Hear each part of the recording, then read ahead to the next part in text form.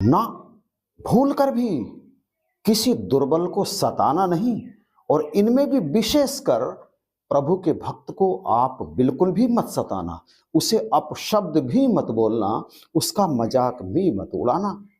क्योंकि मैं मानता हूं, चाहे आप माने या ना माने, लेकिन चाहे आप कितने ही बड़े रसूखदार हों, चाहे कितनी ही बड़ी आपकी ख्याति हो, चाहे कितना ही आपके पास धन हो या राजनीतिक सपोर्ट आपके पास हो, या कितने ही आप विद्वान हो, लेकिन प्रभु से बड़ा कोई भी हो नहीं सकता।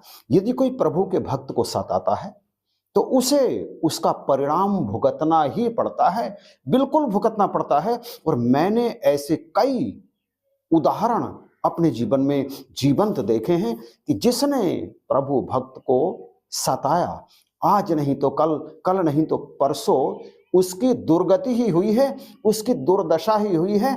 बिल्कुल, इसलिए मैं आपसे इस बात के लिए निवेदन करता हूं, प्लीज आप किसी दुर्बल को बिल्कुल भी मत सताना। एक कमेंट बहुत समय पहले मुझे प्राप्त हुआ था, वो कमेंट अचानक आज मेरे सामने आया, स्क्रीनशॉट में पड़ा था। मैंने उस कमेंट को पढ़ा और फिर ये वीडियो आपके सामने रखने का प्रयास किया।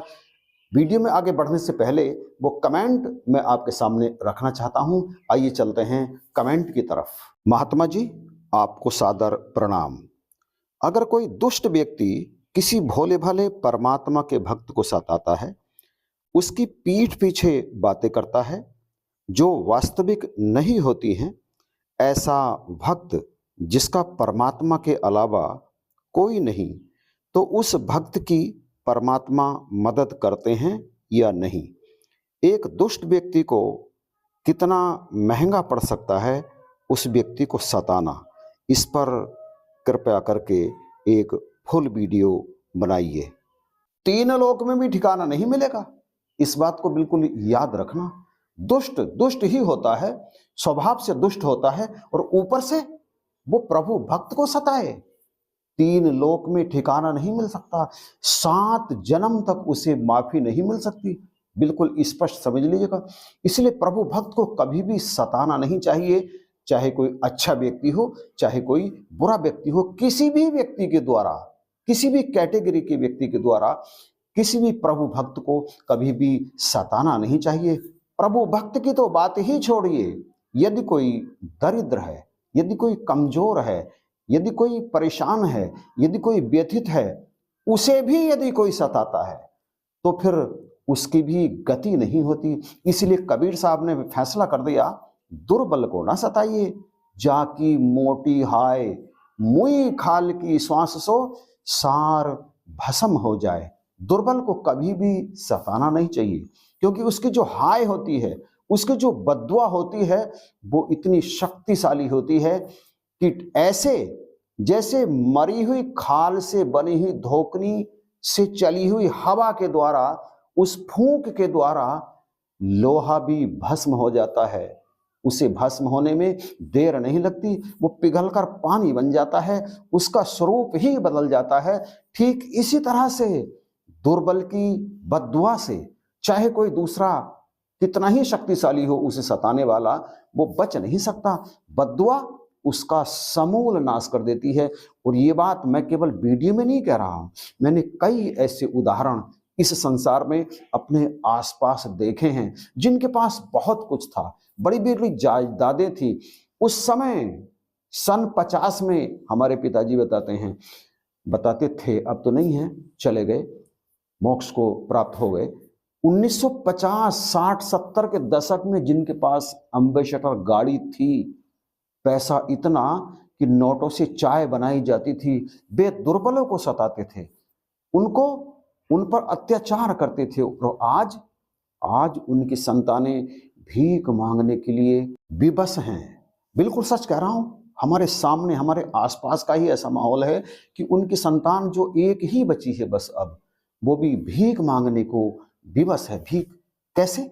आप मिल गए, भैया जरा 10 रुपए दे दो, कोई और मिल गया, भैया जरा 5 रुपए दे दो, और मिल गया, भैया जरा 50 रुपए दे दो।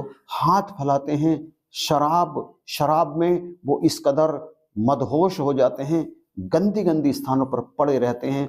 ऐसा मैंने देखा है। इसलिए दुर्बल को ना सताइए। और प्रभु भक्त को तो सदा ही उनका सम्मान करना चाहिए, उनका आदर करना चाहिए। प्रभु भक्त के बारे में ये नहीं देखना चाहिए कि ये कितना धनवान है, ये कैसे महंगे कपड़े क्यों नहीं पहनता, इसके जूते कितने सस्ते हैं, इस बात पर ध्यान नहीं देना चाहिए। बस ये देखो कि वो प्रभु का भक्त है, और जो प्रभु का भक्त है वो प्रभु का प्यारा है। भगवान, ईश्वर, ब्रह्म, जो भी ये परम सत्ता है, ये सब कुछ सहन कर सकती है, परंतु अपने भक्त का अपमान, अपने भक्त का उत्पीड़न ये कभी भी सहन नहीं कर सकते। बिल्कुल सत्य बात है ये, इसमें जरा भी संदेह नहीं करना चाहिए। इसलिए आप चाहे कितने ही पैसे वाले हों, चाहे कितना ही आपके पास रुतबा हो, शोहरत हो, आप सदा ही गरीबों पर रहम करो। पता नहीं अपने किस जन्म के किस कर्म के कारण उनको इस जन्म में ये दिन देखना पड़ा, लेकिन वो हैं तो प्रभु भक्त, हैं तो भगवान के भक्त। चाहे गरीबी में ही वो भक्ति कर रहे हैं, चाहे उनके पास धन दौलत ना है, सुदामा जी की तरह से उन्होंने अपना तमाम जीवन गरीबी में ही व्यतीत किया, भीख मांग मांग कर व्यतीत किया, भोजन की व्यवस्था की अपने परिवार के लिए, लेकिन प्रभु की भक्ति में वो सदा ही रमे रहे। और आप जानते हैं प्रभु उन्हें कितना प्यार करते थे, इतना प्यार करते थे कि उनके सामने, उनकी झोली में वो तीनों लोक तक लुटाने के लिए तैयार हो गए थे। रुक्मणी जी ने रोका। तो ये प्रेम है प्रभु का अपने भक्तों के प्रति। प्रभु ये नहीं देखते कि मेरा भक्त गरीब है या अमीर है, कमजोर है या शक्तिशाली है, वो तो भाव के भूखे हैं। प्रभु जिन पर कृपा करते हैं वो उनके भक्त ही होते हैं। यद्यपि सारे संसार पर प्रभु की कृपा सदा ही बरसती है, परंतु विशेष किन पर बरसती है? विशेष बरसती है अपने भक्तों पर, प्रभु के भक्तों पर। यदि आपको प्रभु ने तमाम गुणों से नवाजा है, आपको प्रसिद्धि दी है, आपको धन दौलत दी है, आपको शोहरत दी है, तो आप इसी प्रभु का आशीर्वाद समझिए, प्रभु की कृपा समझिए, और प्रभु की कृपा को आप अपने लिए प्रभु का विशेष वरदान भी समझिए। और ये सोचिए कि प्रभु ने न जाने किस गुण पर रीझ कर आपको ये सब बख्शा है। अब आपका ये फर्ज बनता है, आपका ये दायित्व बनता है कि आप प्रभु का धन्यवाद करें। अपनी शोहरत से किसी पर आप अत्याचार ना करें, बल्कि लोगों की मदद करें, लोगों का आत्मसम्मान करें, लोगों का आप अपनी तरफ से, तो आप निश्चित ही प्रभु के भी प्यारे हो जाएंगे। दुष्ट स्वभाव के व्यक्ति संसार में यद्यपि बहुत हैं, दूसरों पर अत्याचार करने वाले व्यक्ति आज भी संसार में बहुत हैं, लेकिन अच्छे लोगों की भी कमी नहीं है।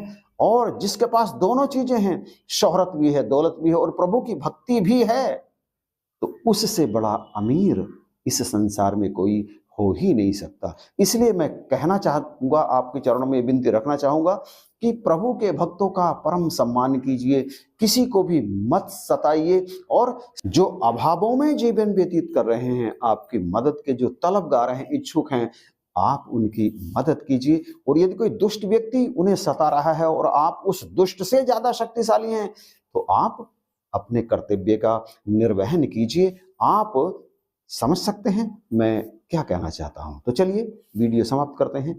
अच्छा लगा है तो आप इसे लाइक कीजिए, कमेंट करके बताइएगा जरूर, अपनी भावनाएं रखिएगा जरूर कमेंट बॉक्स में। और यदि चैनल पर नए हैं तो आप इसे सब्सक्राइब जरूर कीजिएगा। इन्हीं शब्दों के साथ वीडियो देखने के लिए आपका धन्यवाद।